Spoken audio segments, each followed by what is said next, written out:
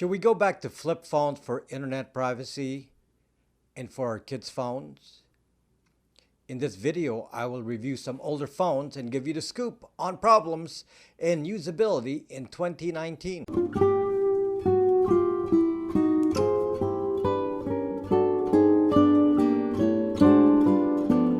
As you learned from my previous video, all new smartphones track your location. Specifically, for tracking to occur, they have to have Wi-Fi and use either iOS or Android.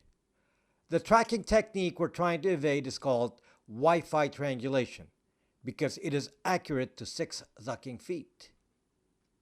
So basically, this means we have to avoid using iOS, Androids, and smartphones and anything with Wi-Fi.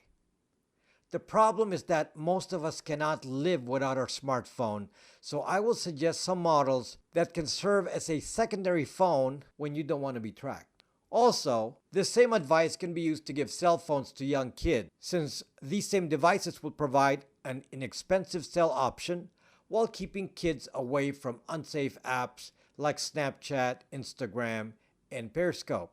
I recommend this highly for kids under 14. First, in order for phones to be reusable, they must come with replaceable SIM cards.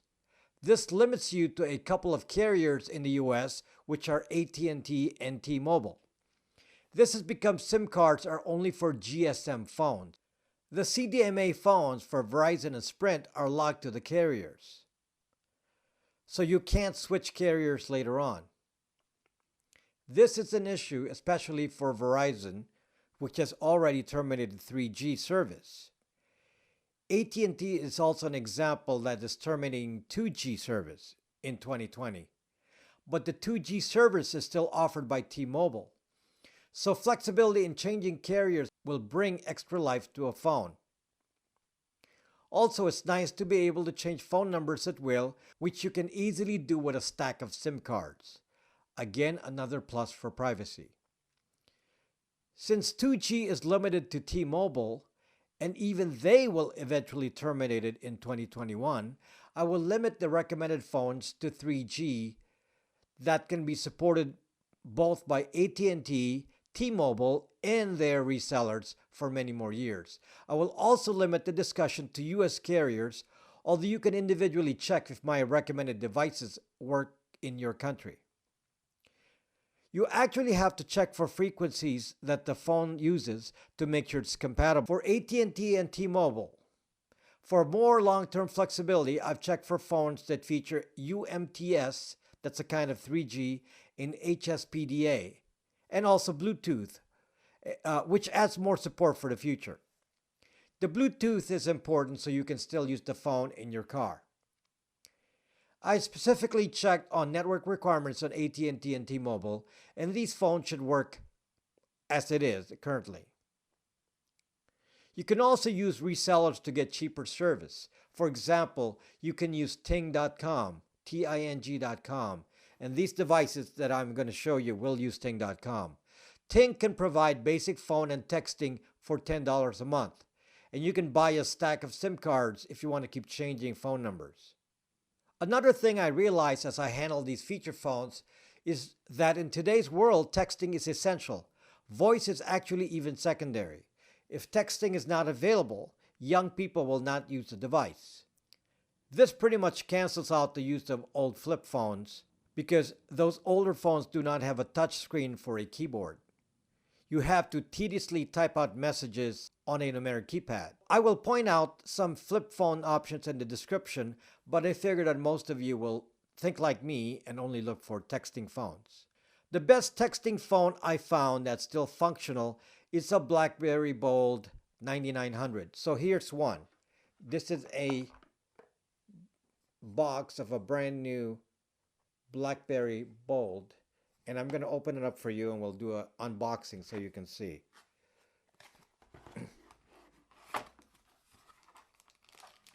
So there's the Blackberry Bold. So let me pull it out.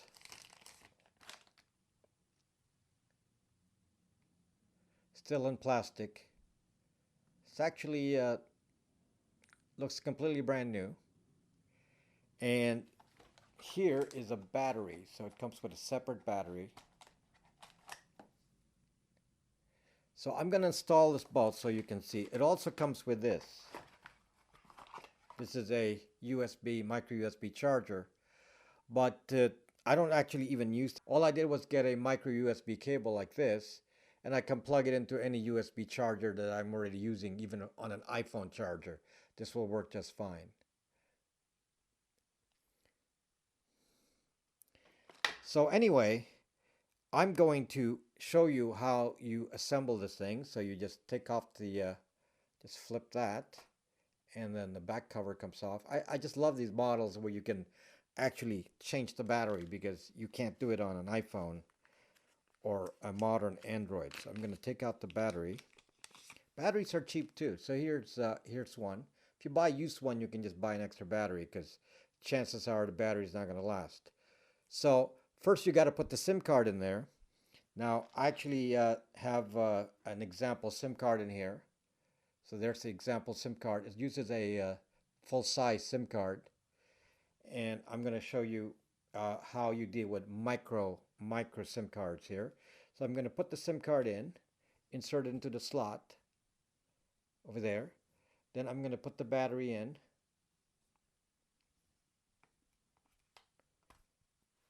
By the way, it's pretty good when you can take off the battery, because then you know it's not tracking you for sure. And then cover it up easily, and there we go. And then hold it up to power it. Now, I've actually already pre-charged this. So it's, there it is, starting up. And it's very functional because of the keys. So it has a QWERTY keyboard, and Blackberries are actually known for texting. They're very good for texting because it has all these keys on here. And so you can use it for, you know, complete even emailing. You can use it for emailing. So this is my #1 recommended phone. For one, it's cheaper and it's smaller. There's some newer models that you can look at. Another model that you can look at from Blackberry is called the Blackberry Passport. And that works fine too. In fact, it has LTE, so that's even better in theory, but it's much bigger than this. As a secondary phone, I'd rather have a small one.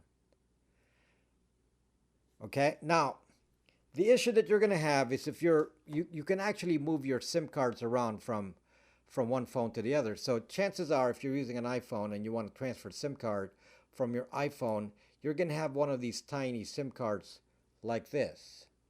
This is called a micro SIM. Okay, so it's a lot smaller. So, but when you get a SIM card, you can actually get it with kind of a snap out thing like this. So from ting.com I got this, and it has 3 sizes on there, and you can just use the big snap out thing there, and then insert the SIM card on it, the current micro SIM card, and then you have a regular size SIM card now, which you can use and transfer from phone to phone. So you can transfer from your iPhone back to this kind of Blackberry. Okay, so it's very, very easy to do.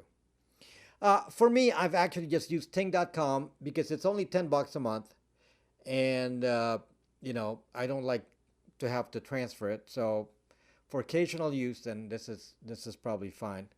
I don't need to pay for data because I'm actually not going to use the data part of this. I'm not going to use the data. Okay, so that this same SIM card will work with another phone that I happen to have. This one is another good kind of phone. This is from Samsung. This is a Samsung Flight 2. This was made around 2010 or so. And what makes this also useful is because, look, nice keypad. So at the minimum, I'm going to look only for phones with like this, with keypads. If they don't have a keypad, then it's not going to be functional. So this phone is very easy to disassemble. I'm going to open it up for you so you can see. There's a little finger thing in there. I can just stick my finger in there and open it.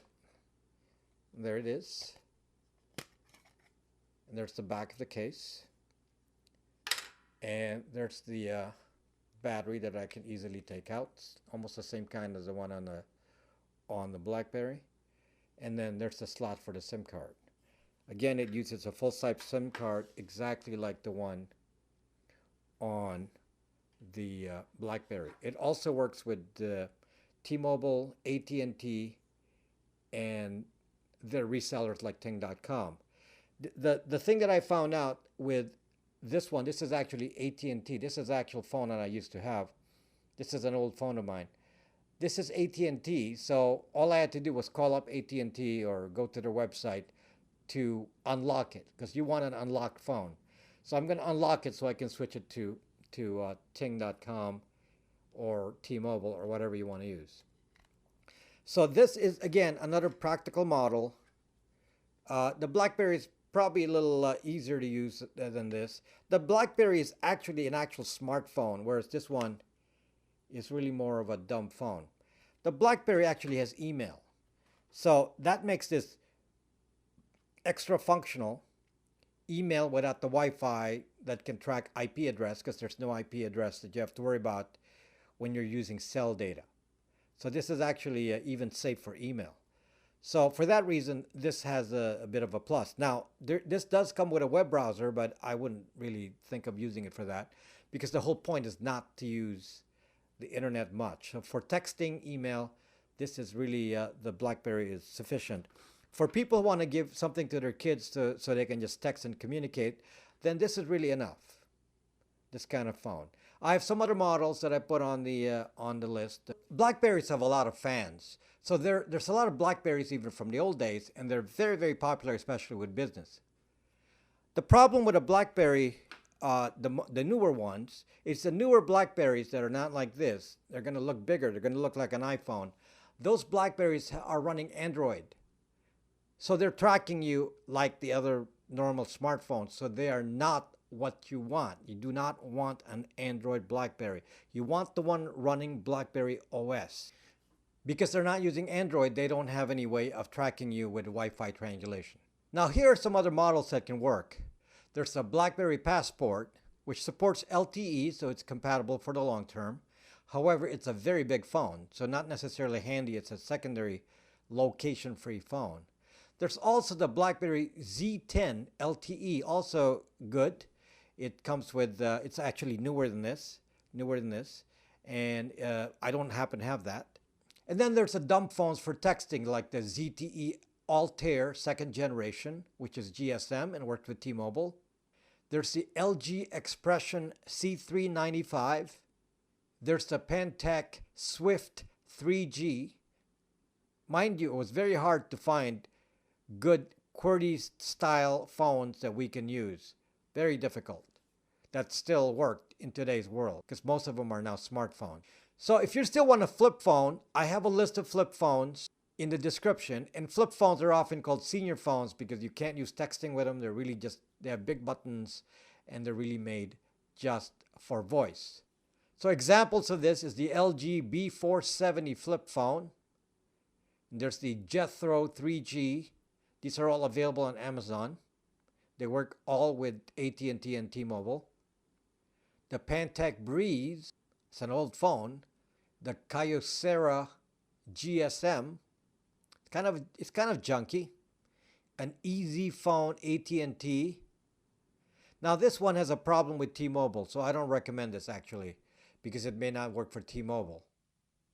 There may be some newer phones, and I have to warn about which ones are bad for location tracking. Older iPhones prior to 2010 may no longer be supported by the carriers. Also, Wi-Fi triangulation was likely introduced in iPhone 4, so there is no longer any safe iPhone you can use. There is no safe Android at all that I'm aware of. They all had Wi-Fi triangulation, so avoid anything with Android. Particularly avoid Blackberry with Android. These are just newer Blackberries like the Blackberry 10. Remember, these are just regular Android phones. This is not a complete list, and the phones available may vary by country. This is accurate for the US. You may have more flexibility with older phones in other countries. Check the carrier's frequencies and compare it to the phone and see if it works in your area. I will keep updating the phone list in the description so we can have an ongoing reference. Please also post your opinions on other devices that you come up with in the future in the comments area, and we can check them out. In general, devices that still work are from 2010 and newer that are not Android and iOS. Anything older than that is likely not supported in the US. If you like my content, please subscribe to my channel and hit that notification bell.